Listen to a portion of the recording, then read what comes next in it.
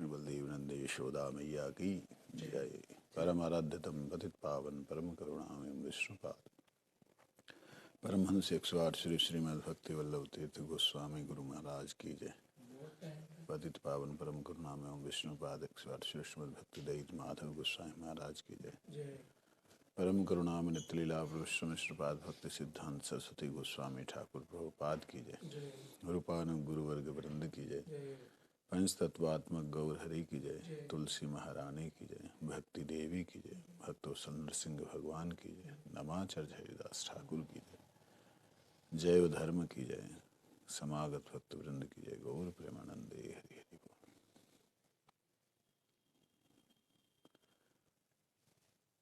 नमोऽयं विष्णुपादाय गुरुप्रेष्ठाय भूतले श्रीमते भक्ति वल्लभ तीर्थ गोस्वामी नामिने गुरुभिमान शून्याय गुरुवाणी प्रचारिणे सुशांताय सुप्रसन्नाय गुरुदेवाय ते नमः। जीवेषु कोटिमातृवत् सुस्निग्ध हृदयाय च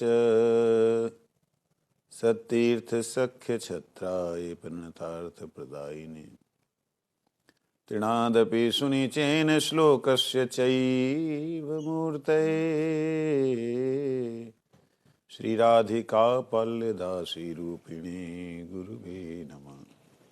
पापो अहं दीनहीनं च त्वं विना न गतिर्मम अहेतु किं कृपां कृत्वा दासं कुरु मे गुरुवर।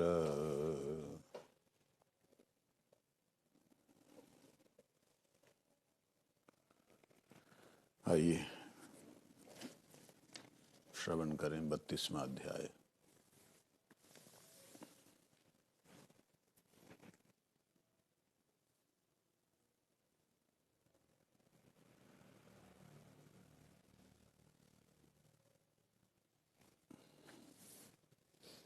ये जो बातें यहाँ लिखी हैं इसमें एक बात जो समझ में लोगों को नहीं आती वो ये है कि गोलोक धाम, नित्य गोलोक धाम में शक्तिमान एक तत्व है, अलग नहीं है। ना सूरज है, ना चंद्र है, ना दिन है, ना रात है। वहाँ ना किसी से मिलने की कोई बात है कि मिलना है, मिले हुए हैं। समुद्र में अगर लोटा है तो समुद्र में समुद्र के जल से लोटे को मिलने की अभी जरूरत नहीं है, ना मिलने की जरूरत है और ना ही उसको मिलने की कोई चाहत है। क्यों भाई? क्योंकि समुद्र में है। जब एक सत तत्व, एक चिद तत्व का अंश, हम चिद तत्व के अंश है ना जीव, जब चिद तत्व से बाहर इस ब्रह्मांड में भटकते रहते हैं, भटकते भटकते अगर गोलोक धाम में जो वैकुंठात से भी ऊपर है, वैकुंठात परह, उनसे भी श्रेष्ठ है, ऊपर है, उसमें अगर प्रवेश कर जाएं तो वहां पे तो मिलना अभी बाकी नहीं है, उसी में है। वहां के जितने जीव हैं, जैसे समुद्र में जितने जीव हैं, उनमें से भाग्यक्रम से जो जो मिलते रहें उनके साथ लोटा मिलेगा।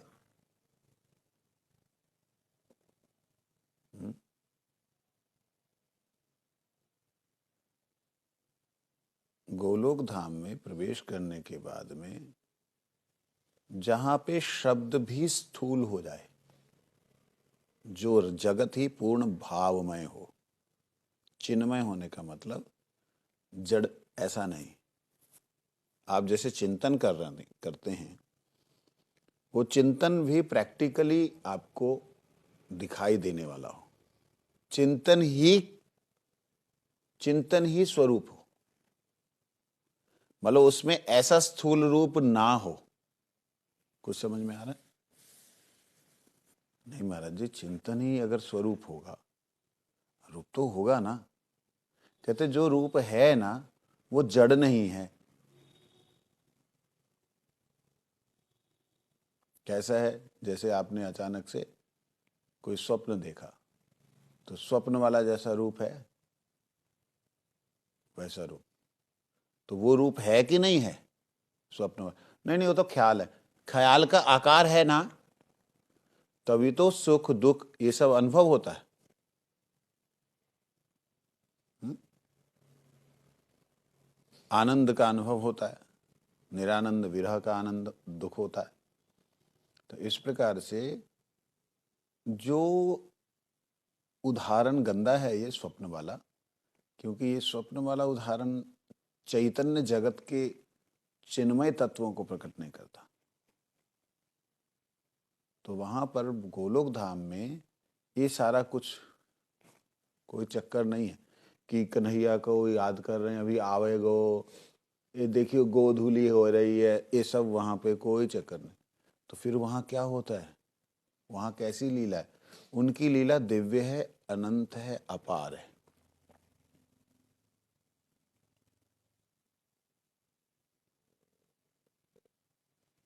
तो भगवान की नित्य लीला अभी तो इस धाम में नहीं तो कहाँ हो रही होगी? भगवान की नित्य लीला इस धाम में भी हो रही है। ये जीवों की जो भावात्मक राज्य है उसमें हो रही है, और इस जगत से बाहर अन्य जो वैकुंठों के अधीन जो ब्रह्मांड है, अनंत वैकुंठ अनंत ब्रह्मांड, वैकुंठों के अधीन जो ब्रह्मांड हैं, वो वैकुंठाधिपति विष्णु भगवान की इस दिव्य लीला का जब अनुकरण करते हैं, दिव्य लीला को अपने आप में, जैसे कृष्ण, अरे वो तो चिन्मय तत्व है ना, विष्णु तत्व, तो वो तो जड़ तत्व नहीं है। वो देख सकते हैं, एक जगह भगवान कृष्ण आए तो वो सब वहां से अपने सैटेलाइट्स के द्वारा देख सकते। Not satellite mean dish. उनकी जो लाइट है, उनकी जो किरणें हैं, उनकी जो चिन्मयत्व है, वो सेट है भगवान के साथ में। तो सेट ए लाइट, मतलब उनकी लाइट जो है, चिन्मयता जो है, जुड़ी होने के कारण वो देख सकते।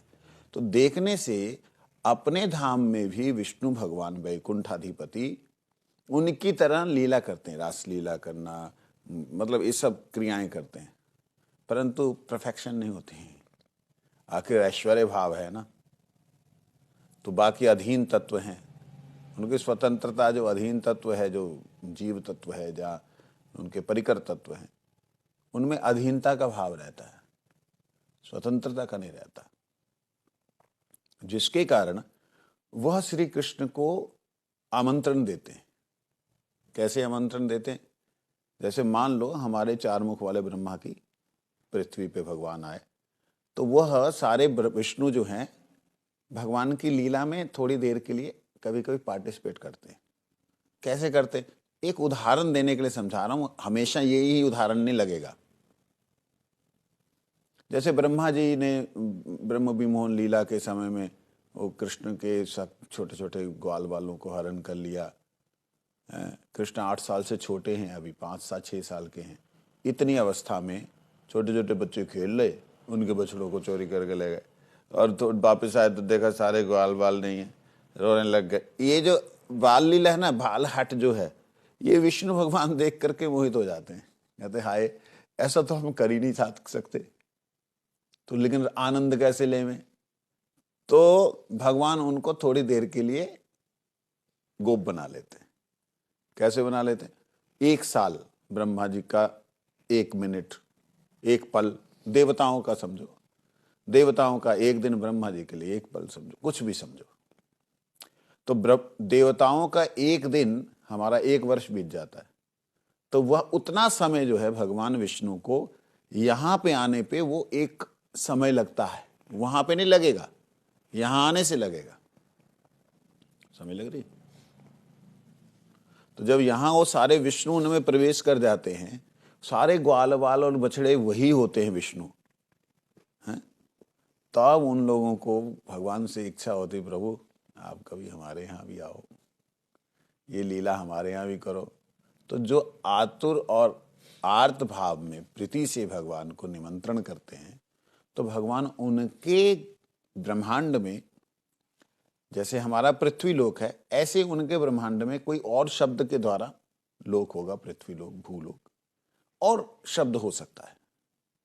तो उस भगवान के, उनके उन मायामय, उनके द्वारा निर्मित मायामय धाम में जाकर के भगवान ये लीला करते हैं। जैसे यहाँ जन्म लीला हुई, ऐसे मान लो 10,000 जगह पे जन्म लीला हो रही है, हर पल हो रही, टिक टिक टिक टिक टिक टिक टिक टिक। तो ये क्या है? भगवान ये बहुरूपीय रूप से घूमते रहते हैं। ये कैसी कल्पना? ये तो कोरी कल्पना लग रही है, कोरी कल्पना नहीं है ये ऐसे ही है जैसे सूर्यदेव,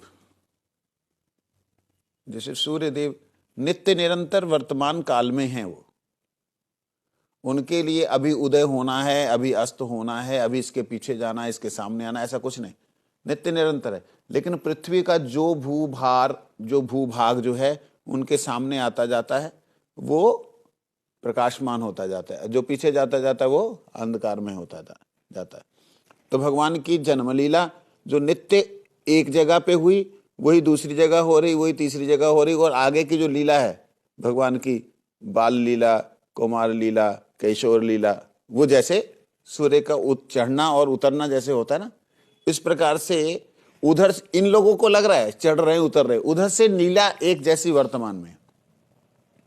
गोलोक धाम की जो लीला है वो एक जैसा वर्तमान में प्रकाशित है। और यहाँ पे वो ऐसे लग रहा है जन्म हुआ, बड़े हुए, भागे दौड़े गए, ऐसे लग रहा है। सूरज का जन्म हुआ, अभी सूरज उग रहा है, देख कितना लाल है, कितना प्यारा है, देख ले, ऐसे करते करते।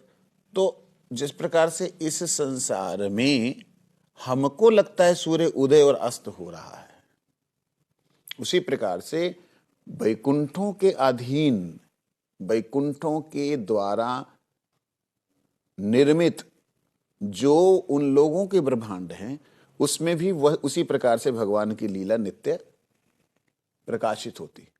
समझ आ रही? और इसीलिए कहते जन्म लीला नित्य है, इसीलिए भगवान की प्रत्येक लीला नित्य। क्यों? वहां से तो रीले चल रहा है, लाइव हो रहा है, सूर्य की किरणें हमेशा ही हैं, वहां से तो हमेशा लाइव हो गया तो हो गया, वो एक बार, वो चिन्मय है इसलिए हमेशा रहेगा। यहाँ पे लाइव होता, और मतलब लाइव के बाद क्या होता है? कंटिन्यू होता रहता है। ये बात है, भक्तों के हृदय की बात तो है ही है, लेकिन ब्रह्मांडों में भी इसी प्रकार से परम ब्रह्म ज्योति अव्यय परव्योम जो है, उसमें से भगवान की लीला का क्षण करके इस प्रकार से आना, और वो भी साक्षात रूप से अनुभव होना। आपको सूरज जब उदित होता है ऐसा नहीं लगता कि सूरज नहीं है, साक्षात रूप से अनुभव होता है। और वही सूर्य की किरणों को अगर इकट्ठा कर लिया जाए तो इतनी हीट पैदा हो जाएगी कि आपकी ये धरती को जला देगा। कॉन्संट्रेटेड अगर हो जाए, मतलब बड़ा 1 किलोमीटर बड़ा जो लेंस लगा दिया जाए, तो जहां पे उसकी किरण पड़ेगी ना, धरती को एकदम छेद करती हुई चली जाएगी। होता है ना ऐसे।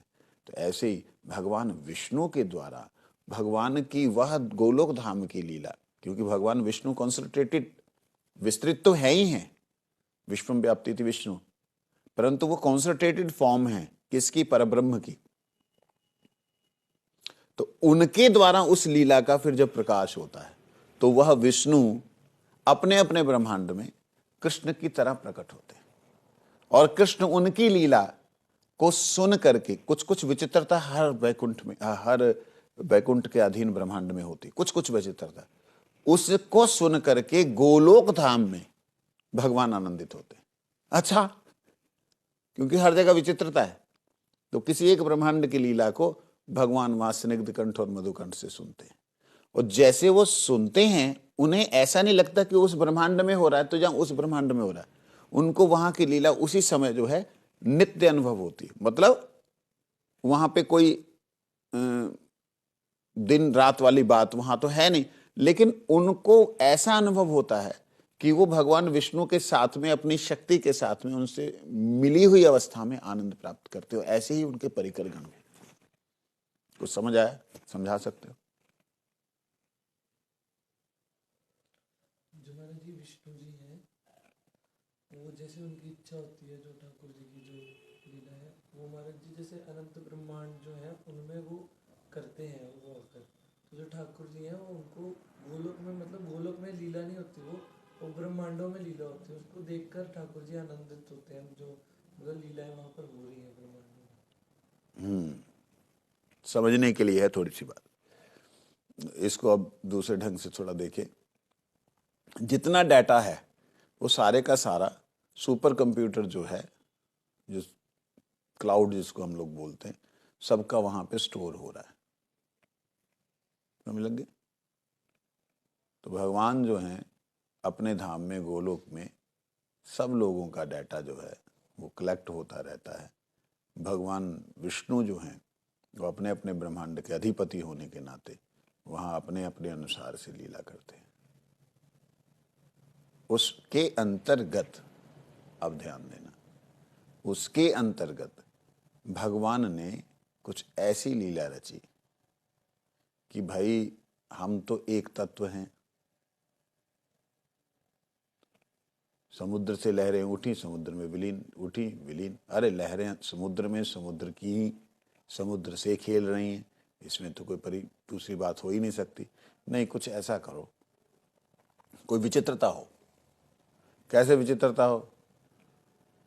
योग माया को शक्ति देते, तो योग माया को शक्ति दी, वे तो कोई विचित्रता पैदा कर। कैसे विचित्रता पैदा करेंगे? तो विचित्रता के लिए एक उदाहरण मैं दे रहा हूं। उदाहरण तो कोई भी परफेक्ट नहीं है उस लीला को समझने के लिए, फिर भी दे रहा हूं। विचित्रता के लिए मानो हमारे समुद्र ने उसे कहा, सूर्य से, कि तुम एक बार ना सुखा दो हमें। उन्होंने कहा अच्छा लो। अच्छे ढंग से सूरज ने गर्मी दी, पानी वाष्प बन के ऊपर उड़ गया। जैसे ऊपर उड़ गया, अब जो समुद्र कहता हाँ भाई जल कहाँ गया, ये तो पर हो गए, परे हो गया मेरे से, तो पर हो गया। अब वो ऊपर जा करके तड़फ रहा है। अलग अलग उनके आकार बन गए, ऐसे ऐसे अलग अलग आकार बन गए, ऊपर जाके तड़फ रहा है। और आपस में उनका घर्षण होता है और धरती पे आते हैं, किसी की छत पे तो किसी के बगीचे में, किसी की गली में तो किसी की नाली में। वो अमृत की बूंदे, हाँ, समुद्र का जल सूखने के बाद में पूरी पृथ्वी के ऊपर जितना जल है वो सूखने के बाद में बिल्कुल 200% फिल्टर्ड हो जाता है। उसमें ऑक्सीजन की मात्रा 400% होती है। मतलब इतनी ज़्यादा उसमें ऊर्जा होती है, भयंकर। मैंने उस जल को, जब बिछुआ कुंड में था, तो उसको कलेक्ट करके पीने की कोशिश की, क्योंकि जल पीता था सिर्फ केवल। अब केवल जल पीने से शरीर तो कमज़ोर होता ही है। तो मैंने सोचा ये जल जो है तो आकाश का जल है, बड़ा पवित्र होगा, इसको पी के देखता हूँ। मैंने उसे पिया, शरीर में तो ऊर्जा तो मिली, लेकिन अंदर इतनी जलन हुई पेशाब में। मैंने कहा ये क्या हो रहा है, ये क्यों हो रहा है? तब उसकी मैंने ध्यान किया ये क्यों हो रहा है। मालूम पड़ा कि वही जल जब पृथ्वी पे गिरता है तो वह बीजों के अंदर जीवों का प्रवेश होता है। बात को ध्यान से समझना। जल में जीव है। जल में कौन है? जीव है। और धरती में बीज है। बरसातों के बाद में जितने भी उद्बीज प्रकट होते हैं, जन्म लेते हैं, वो महीना, 2 महीने, 4 महीने में वो सारे के सारे बीज बन करके फिर धरती में गिर जाते हैं। ऐसे होता है ना। सड़क के किनारे, बगीचों में, तो अंदर चले जाते हैं और जो जो ऋतु के बीज होते हैं उस ऋतु में आकर के वो फल देते रहते हैं। परंतु हैरानगी की बात यह है, जैसे बरसात होती है वो सारे के सारे बीजों में जीवों का प्रवेश हो जाता है। बीजों में जीवों का प्रवेश हो जाता है। इसलिए जल को क्या कहा है? जीवन, जीव न, अर्थात जीवों का निवेश हो जाना, जीवों का जीवन धारण करने वाली शक्ति प्राप्त करना। तो वो मैंने देखा, मैंने कहा ये यार अत्यंत अद्भुत है। तो मेरे दिमाग में वो बात आई, मैंने कहा मैंने इतना एक गिलास पिया, मतलब कितने ही जीवों को मैंने पान कर लिया। इसलिए अंदर जा करके वो इतना शक्तिशाली हुए। तो भगवत राज्य जो है, कहां से बात आई बीच में? जल की। समुद्र ने खाता कि हाँ, ओह,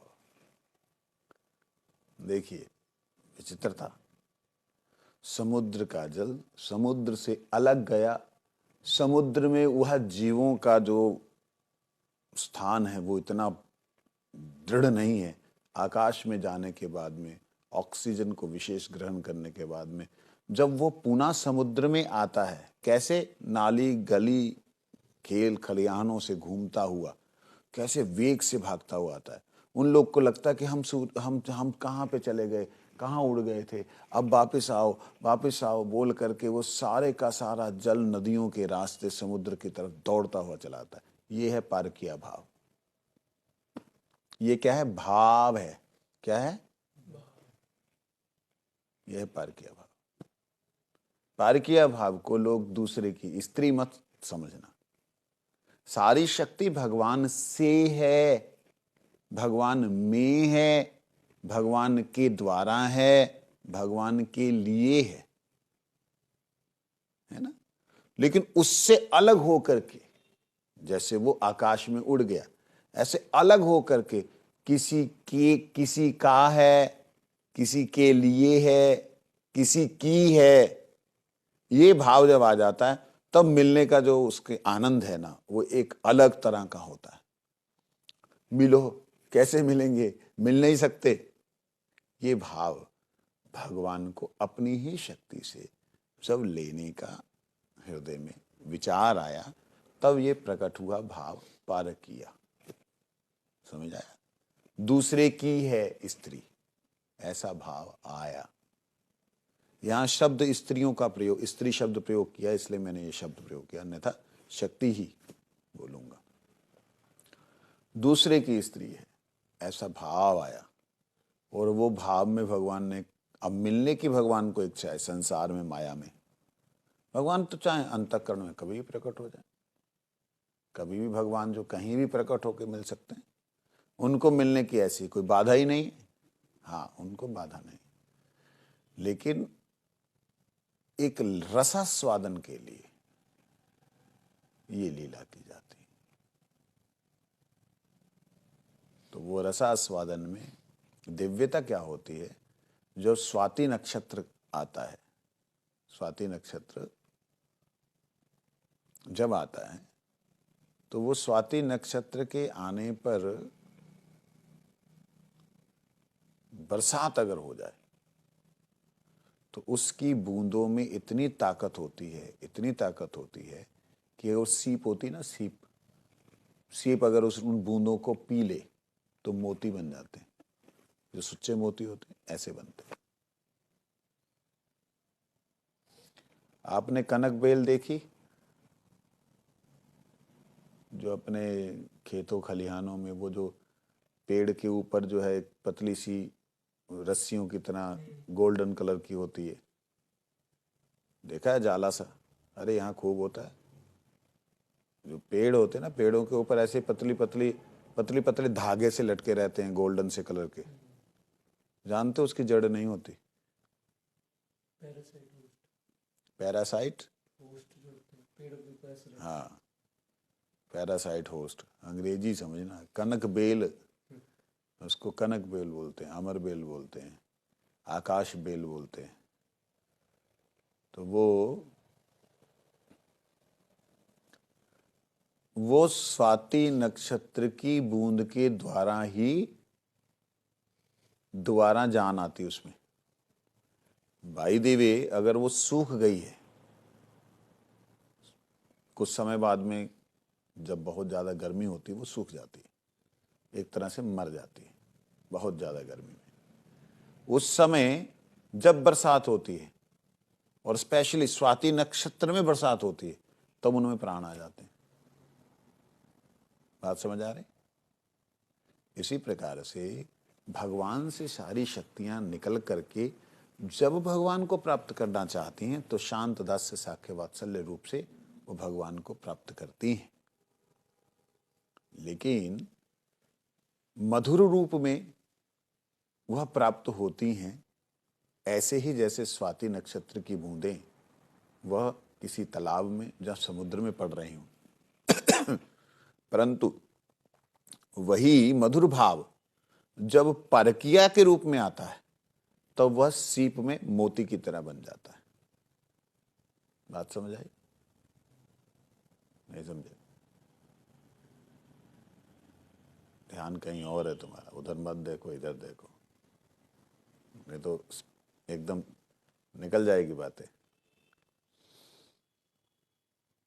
स्वाति नक्षत्र में जब बूंदें गिरती हैं समुद्र में तो समुद्र में भी बड़ी दिव्य एक अनुभूति होती है समुद्र के जीवों को। परंतु वो स्वाति नक्षत्र में गिरी हुई बूंदों को आप ऐसा समझिए कि मधुर रस, गोपियों का ठाकुर से प्रेम मिलन। परंतु सॉरी गोपियों का नहीं, द्वारिका की जो और जो भगवान से जितने भी जीव जो हैं, जैसे वाणी गुरु नानक देव जी की वाणी, कबीर जी की वाणी, तुलसीदास जी की वाणी, मीरा जी की वाणी, उन सब में आया है कि वह प्रभु प्रीतम मेरे, आप मेरे प्रियतम हैं, मैं आपकी दासी। ऐसे सबकी वाणी में कहीं ना कहीं दासी का भाव और प्रभु मेरे प्रियतम हैं, मेरे स्वामी हैं, ये भाव आया है। तो वो मधुर भाव है, मतलब खारे समुद्र में मीठे जल का मिलन होना, मधुरता। इस अपार संसार सागर में भगवान से मधुरता का मिलन होना, मतलब संसार सागर तो अपवित्र और हेय है ना, लेकिन इसमें भी मधुर रस जो है वो ऐसे ही है जैसे मानो स्वाति नक्षत्र की बूंदों का गिरना। और वह जीव जो हैं, नीचे के जो जीव हैं, उन्हें प्राप्त करके बड़े दिव्य आनंदित होते हैं। और जो उनका दिव्य आनंद होता है वह दिव्य आनंद दिव्य ही होता है। जल जल से मिल रहा है, हा? जल जल से मिल रहा है खुद को भूलकर, जल जल से मिल रहा है खुद को भूलकर। भैया यही तो मधुर भाव है, अपने भ्रम सारे दूर कर। इसमें कोई और बड़ी बात नहीं। आत्माएं परमात्मा से मिल रही हैं और वो मिलती भी ऐसे हैं, स्वकीय भाव से, मेरे हैं, मैं उनकी हूं, ये भाव से मिलते हैं। जब इस भाव से मिलती हैं आत्माएं तो प्रभु को बड़ा दिव्य आनंद होता है।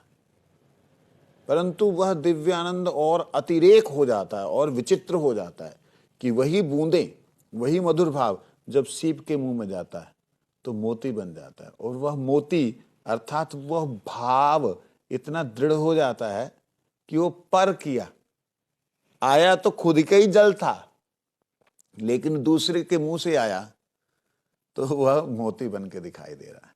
तो पर किया भाव को गौड़ीय वैष्णवों ने बड़ा ही उच्च स्तर में माना है। बाकी संप्रदायों में इसे हेय समझा है, इसे उचित नहीं माना है। बहुत से संप्रदायों में इसे उचित नहीं माना। तो अपने अपने दिव्य भाव हैं। किसी को यह भाव उत्तम लगा है, किसी को यह भाव अधम लगा है, खराब लगा है। जिन्हें अधम लगा है ठीक है, वो भी अच्छे हैं, जिन्हें उत्तम लगा है वो भी अच्छे। इसलिए आपके भाव के अनुसार आपने आगे बढ़ना है। तो उपपति शब्द का प्रयोग यहां बहुत बार होगा, हो रहा है और होगा, जिसके कारण किसी व्यक्ति के मन में भगवान के प्रति अन्य भाव ना आए, जिसका अधिकार नहीं है वो ना सुने। समझ लेंगे?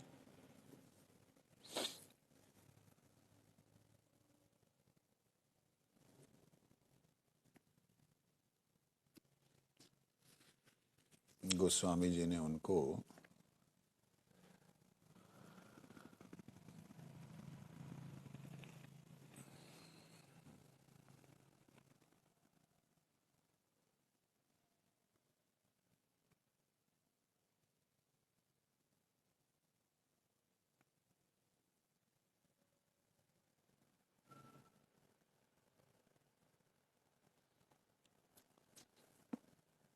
गोकुल की जो कन्याएं हैं,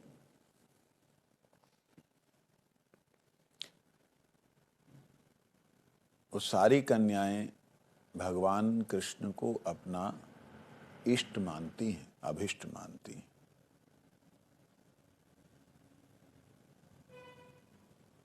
पति भाव में उनकी निष्ठा है कि हम उनकी हैं, वो हमारे हैं।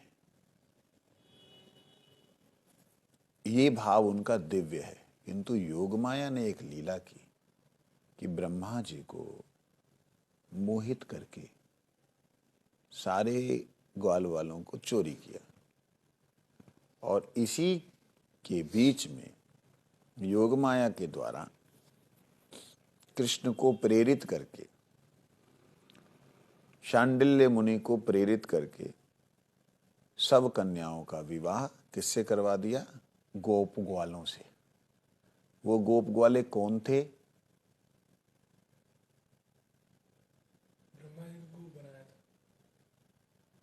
ब्रह्मा जी ने गोप ग्वाल और बछड़ों को क्या कर लिया? तो अच्छा, कृष्ण जी बनने के द्वारा, मतलब कृष्ण जी उनके रूप में आ गए थे। हाँ, श्री कृष्ण ही गोप ग्वाल बन गए। थे नहीं लगाते ज्यादा,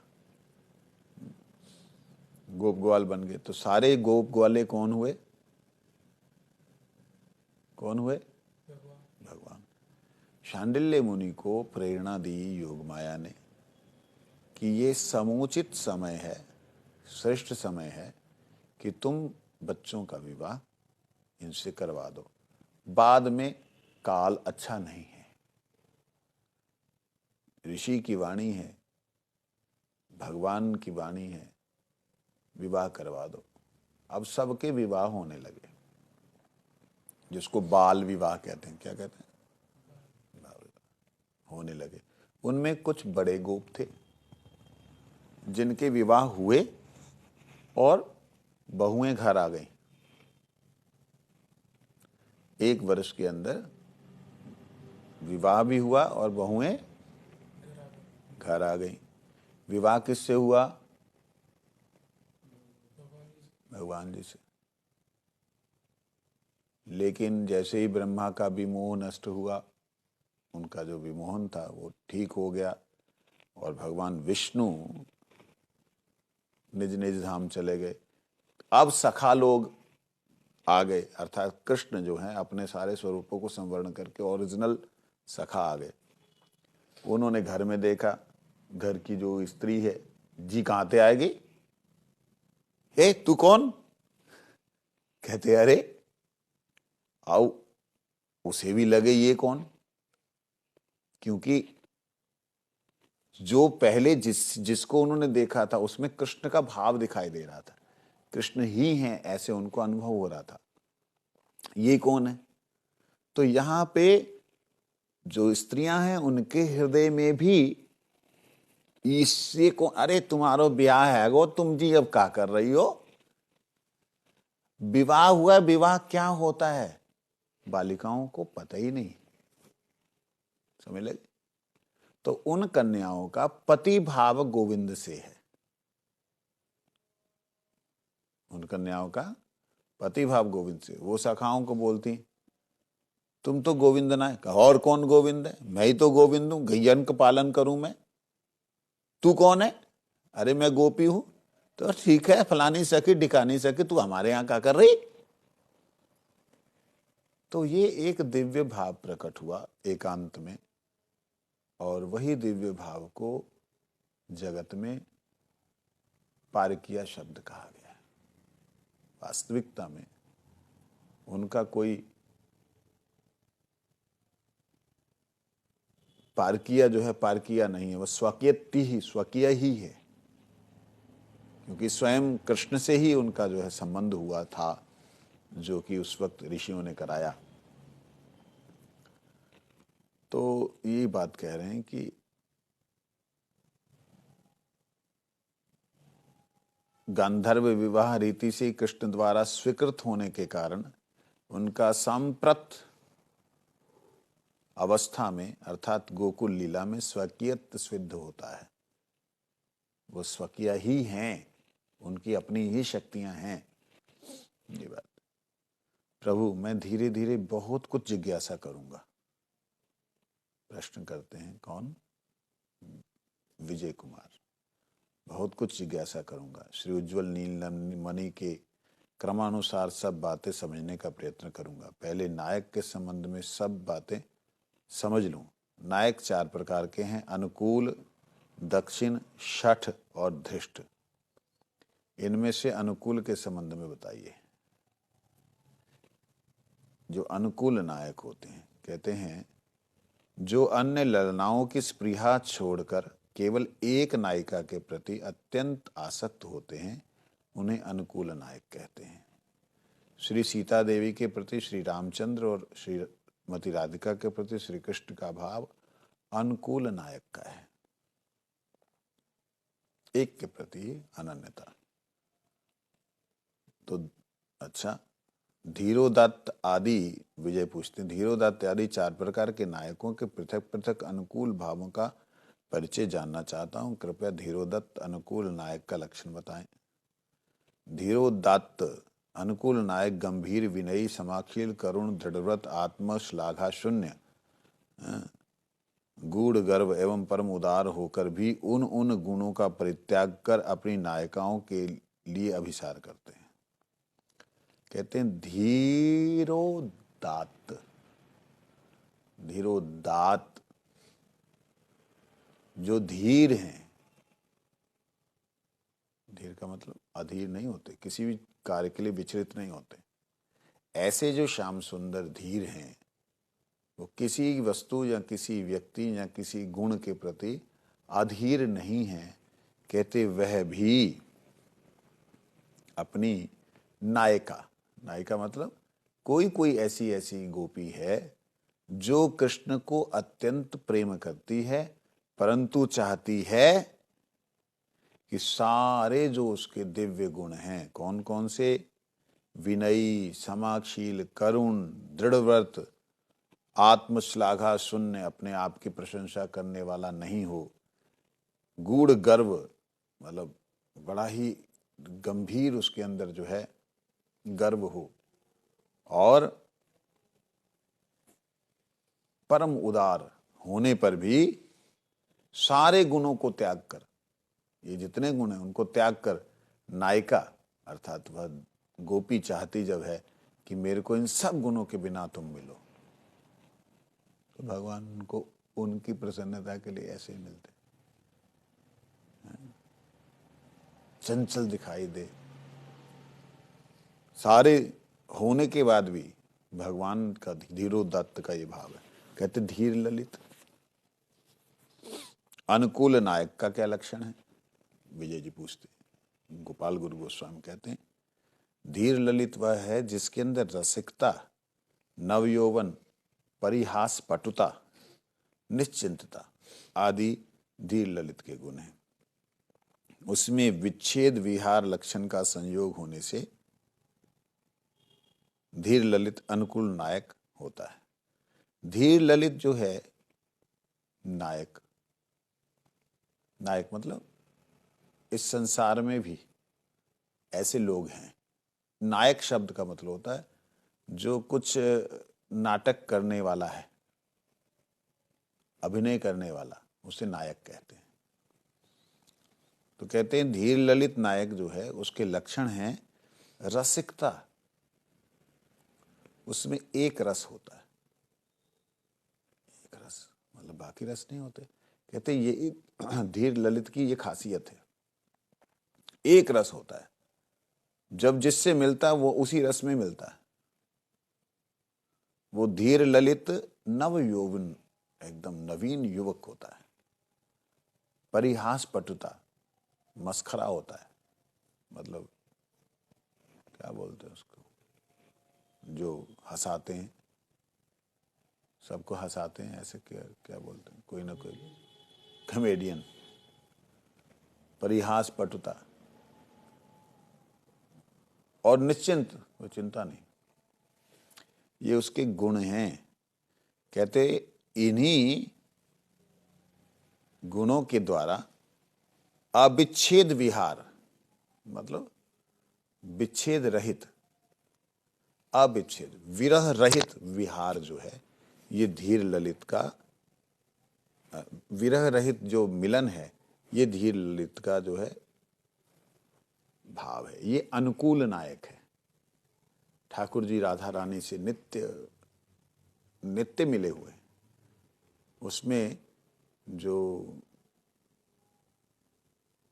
हरि बल्लभ संप्रदाय है, बल्लवी राधा बल्लवी संप्रदाय, और जो विशेष करके आपकी स्वामी हरिदासी संप्रदाय है वृंदावन में, वो लोग इस धीर ललित का भजन करते हैं। शब्द ये प्रयोग करें या ना करें, गुण यही है कि सब समय नवयौवन, पूर्णतया एक रस में रसिक, और परिहास पटुता, और निश्चिंत, कोई चिंता नहीं। श्री राधा रानी के सम्मुख बैठे आहार विहार नित्य इत्यादि सब कुछ कर रहे, बस उसी में रमे हुए। ये जो है अनुकूल नायक है। श्री राधा रानी के बारे में बोला, सीता जी के राधा रानी का अनुकूल नायक है इस प्रकार से। तो धीर शांत कौन है? ये धीर शांत अनुकूल नायक कैसा है? कहते शांत स्वभाव, सहिष्णु, बुद्धिमान और विवेक आदि गुणों से युक्त धीर शांत अनुकूल होते हैं।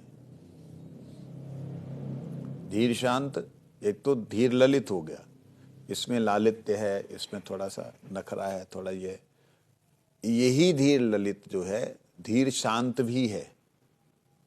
किसी किसी गोपी को शांत वाला ही अच्छा लगता है। मजाक मुझे मत क्यों कर, सहन आराम से बैठिए आप और हम दोनों, एक दूसरे को देखें और एक दूसरे को पी जाएं, ये धीर शांत। ऐसी भी राधा रानी की इच्छाएं हैं, अर्थात गुण हैं। वो गुण अलग रूप से प्रकट हुए तो गोपी हो गए। राधा रानी के जो गुण अलग अलग रूप भाव से प्रकट हुए, अलग अलग हुए, तो उसमें धीर शांत भाव राधा रानी का जो प्रकट हुआ, तो उसके लिए धीर शांत नायक भी हैं। धीर शांत वही कृष्ण धीर और शांत होकर के उनके सामने कैसे हैं? शांत स्वभाव वाले, बड़े सहनशील, बुद्धिमान, विवेक युक्त, बड़ी बातें जो है ना बड़ी शालीनता के साथ करते हैं। ये वाले शालीनता के कर, कहते हैं धीरोदात्त अनुकूल नायक का लक्षण बताएं। अब पहले धीरोदात्त तो था, अब है धीर उद्धत। ये धीरोदात्त था, धीर उद्धत है। धीरोद्धत अनुकूल नायक के लक्षण बताएं।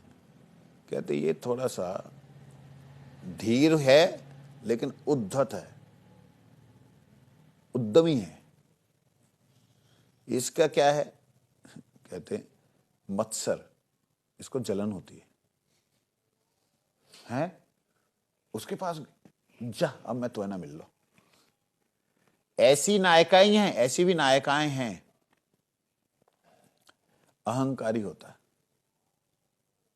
मायावी होता है, मायावी होता है, मतलब यहां भी है, रुक जा, अचानक से वो गले लगी हुई है गोपी, रुक जा तो अभी दिखाऊं, चक करके गायब हो गए। देखा गोपी ने, मैं तो करे मैंने पेड़ से चिपटी हुई हूं, कन्हैया कहाँ चलोगा। माया भी क्रोधी होता है, नखड़े करता है, क्रोध करता है, गुस्सा करता है। और जानती हो आत्म प्रशंसक, जानती हो श्री राधा रानी भी जो हैं ऐसे अपने आप की प्रशंसा, राधा रानी भी मेरे लिए तड़पती है। आत्म प्रशंसक ये क्या है, धीर उद्धत है, अनुकूल, लेकिन प्रतिकूल नायक नहीं है, ये अनुकूल नायक।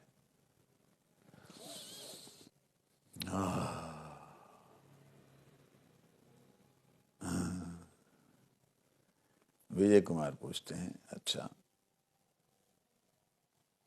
नायक किस प्रकार दक्षिण होते हैं।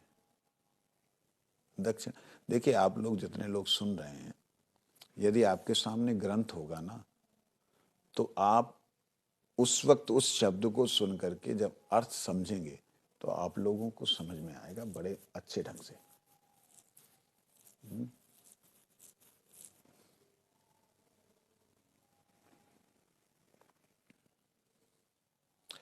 विजय कुमार कहते हैं नायक किस प्रकार दक्षिण होते हैं। दक्षिण शब्द का अर्थ होता है सरल। पूर्व नायिकाओं के प्रति गौरव, भय, प्रेम, दाक्षिण्य को छोड़े बिना भी अन्य नायिका के प्रति जो अपने चित्त को लगाते हैं वो दक्षिण नायक है। जैसे श्री राधा रानी से प्रकट हो रहे और गुण, उधर वो प्रकट हो रहे हैं गुण, उन गुणों के प्रति ठाकुर जी अपने गुणों को प्रकट करते हुए उनसे मिलन कर रहे हैं, परंतु जो मूल स्वरूप है उससे अलग नहीं हो रहे। मतलब एक के साथ रहते हुए अन्य के साथ जो भगवान का जो रूप प्रकट हो रहा है, जहां मिलन हो रहा है, वो अपने इस स्वरूप को, इस भाव को संरक्षित करते हुए हो रहा है। बात समझ, उसे कहते हैं दक्षिण नायक। देखिए कहते हैं अनेक नायिकाओं में समभाव रखने वाले को भी दक्षिण नायक कहते हैं। प्रेम दाक्षिण्य को छोड़े बिना किसी अन्य नायिका के प्रति जो अपने पूर्व नायिका के प्रति, पूर्व नायिका श्री राधा रानी के प्रति गौरव, भय और प्रेम में जो दक्षता है उसको छोड़े बिना वो अन्य नायिका के प्रति जो अपने चित्त को लगाते हैं, अर्थात राधा रानी के हृदय से निकला एक गुण, वो गुण गोपी के रूप में आया। राधा रानी से तो जो प्रेम है वो है ही है, इधर से ठाकुर जी का भी वह एक स्वरूप प्रकट होकर के उसके साथ में वार्तालाप कर रहा है। ये है, बाप रे बाप, इतने इतने डेप्थ में गए हुए हैं लोग, अनेक प्रकार कहते हैं ये है दक्षिण नायक। मतलब इतना दक्षिण है, इतना सरल और सहज है कि वो साथ साथ जो है उधर भी हो जाते हैं। कहते अनेक नायिकाओं में समभाव रखने वाले नायक को दक्षिण नायक कहते हैं। सब में जितने भी राधा रानी के प्रकट हो रहे हैं गुण, उतने ही श्री कृष्ण के रूप प्रकट हो रहे हैं। वो सब में समभाव, मतलब एक भी भाव को राधा रानी के ठाकुर जी तेरा ये भाव नहीं मेरे को पसंद आया, नहीं, उसके अनुकूल वैसा भाव वाला स्वरूप प्रकट कर देते हैं। जो मस्खरियां हैं, मतलब मजाक करने वाली हैं, उनके साथ फिर मजाक करने वाला स्वरूप। और राधा रानी कहती तुम इतने शांत हो, ये क्या चल रहा है, तुम ही ने निकालो अपने हृदय से ये भाव। इस प्रकार से देखिए ये तो दक्षिण सरल होते। एक है शठ नायक। शठ नायक कौन है? वांछा कल्पतरुश्च कृपा सिंधु पतितानां पावनेभ्यो वैष्णवेभ्यो नमो नमः। हरिहराय नमः, कृष्ण यादवाय नमः, यादवाय माधवाय केशवाय नमः, गोपाल गोविंद राम